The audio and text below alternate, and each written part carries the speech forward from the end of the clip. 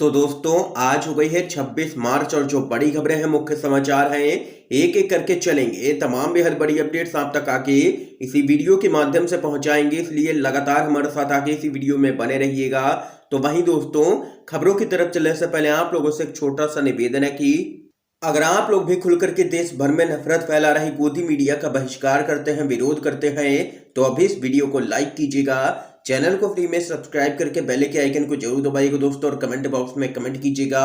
जय हिंद जय भारत। दरअसल दोस्तों पहली बड़ी खबर आप लोगों को बताते चलें, सदन में बीजेपी को घेरने की तैयारी, आज समाजवादी पार्टी चुनेगी अपना नेता प्रतिपक्ष। आप लोगों को बताते चलें दोस्तों, समाजवादी पार्टी भले ही सूबे की सत्ता में वापसी ना कर पाई हो, लेकिन विधायकों की संख्या बढ़ा करके 100 के पार हो गई है। ऐसे में मुख्य विपक्षी दल सपा है।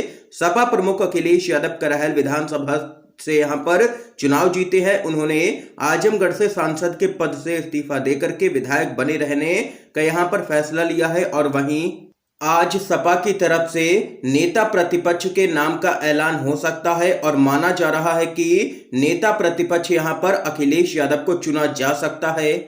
इसके साथ ही दोस्तों एक और बड़ी खबर सामने निकल के आ रही है, बताते चले, झारखंड में विधायकों को तोड़ करके सरकार गिराने की कोशिश में जुटी है भाजपा। सीएम हेमंत सोरेन का आरोप। जी हां दोस्तों, झारखंड के मुख्यमंत्री हेमंत सोरेन ने विधानसभा में चर्चा के दौरान भारतीय जनता पार्टी और केंद्र की मोदी सरकार पर जोरदार हमला बोला है। उन्होंने कहा है कि बीजेपी हर वक्त इस कोशिश में जुटी रहती है कि कैसे भी विधायकों को तोड़ करके सरकार गिराई जाए। इनकी सोच है कि राज्य गड्ढे में चला जाए, लेकिन हमारी पार्टी की सरकार बननी चाहिए। 14 सालों में झारखंड में सरकार में रहते हुए बीजेपी चैन की नींद सोती रही। राज्य कैसे आगे बढ़े इसकी कोई भी भाजपा ने चिंता नहीं की।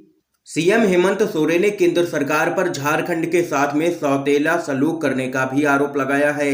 और वहीं इसके साथ ही आप लोगों को बताते चलें, सीएम हेमंत सोरेन ने दावा किया है कि उत्तर प्रदेश का विधानसभा चुनाव जीतने के बाद भाजपा के अंदर जो घमंड आया है बहुत जल्द ही वो चूर चूर होने वाला है। उत्तर प्रदेश की 100 सीटें ऐसी हैं जहां पर भाजपा की जीत का अंतर बेहद ही कम है, इसलिए उसका घमंड जल्द ही टूटेगा। ये यहां पर कहना है झारखंड के मुख्यमंत्री हेमंत सोरेन का, और भाजपा पर लगाया है उनकी सरकार गिराने का आरोप। एक और बड़ी खबर आप लोगों को दोस्तों बताते चलें, जेसीबी के सामने लेट गए जिला जज अखिलेश यादव, बोले जनता को जेसीबी नहीं जस्टिस चाहिए। आप लोगों को बताते चलें, योगी आदित्यनाथ की बुलडोजर नीति पर लगातार सवाल उठ रहे हैं। समाजवादी पार्टी के राष्ट्रीय अध्यक्ष एवं यूपी के पूर्व मुख्यमंत्री अखिलेश यादव ने भाजपा सरकार की कार्यशैली पर तंज कसते हुए कहा है कि जनता को जस्टिस चाहिए, जेसीबी नहीं।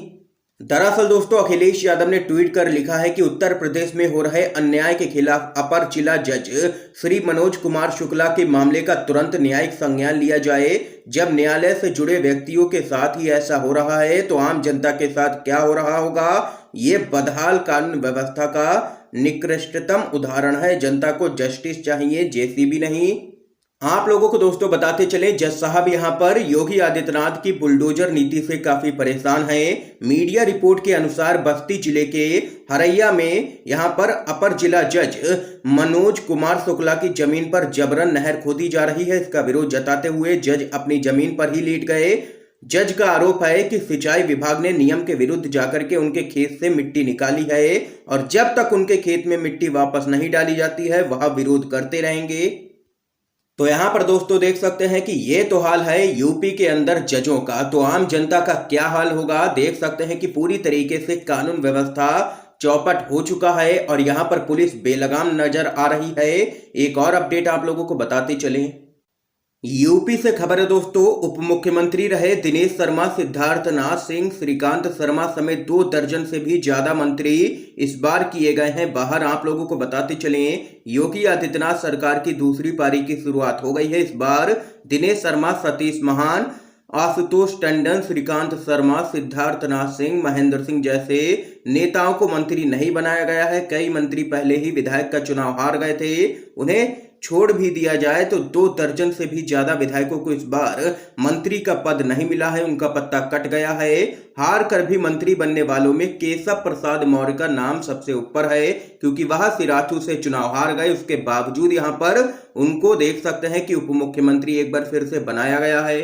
और वहीं आप लोगों को दोस्तों बताते चले, योगी के धुर विरोधी रहे पूर्व आईएएस अरविंद कुमार शर्मा को यहां पर कैबिनेट में जगह दी गई है, जो कि पीएम मोदी के बेहद ही खास हैं। यहां पर एक और बड़ी खबर बताते चले आप लोगों को, राज्यपाल सत्यपाल मलिक के आरोपों की होगी अब सीबीआई जांच। जम्मू कश्मीर की 2 फाइलों पर रिश्वत की पेशकश की कही थी बात, आप लोगों को बताते चले आरएसएस और उनके करीबी उद्योगपतियों की मुश्किलें बढ़ने वाली हैं। जम्मू कश्मीर के राज्यपाल रहे सत्यपाल मलिक के रिश्वत की पेशकश वाले आरोपों की अब सीबीआई जांच करवाई जाएगी। जम्मू कश्मीर प्रशासन ने खुद पूरे मामले की निष्पक्ष जांच के लिए सीबीआई से मामले की जांच कराने की सिफारिश कर दी है। आपको बता दें कि सत्यपाल मलिक ने आरोप लगाया था कि जब वह जम्मू कश्मीर के राज्यपाल थे तब संघ और बड़े औद्योगिक घराने की फाइलें क्लियर करने के बदले में उनको 300 करोड़ रुपए का ऑफर दिया गया था। हालांकि उन्होंने पैसे लेने से साफ इनकार किया और तुरंत ही डीलों को रद्द कर दिया था। और यह भी बताते चले, सत्यपाल मलिक ने संघ और अंबानी का जिक्र भी किया था। देख सकते हैं कि पीएम मोदी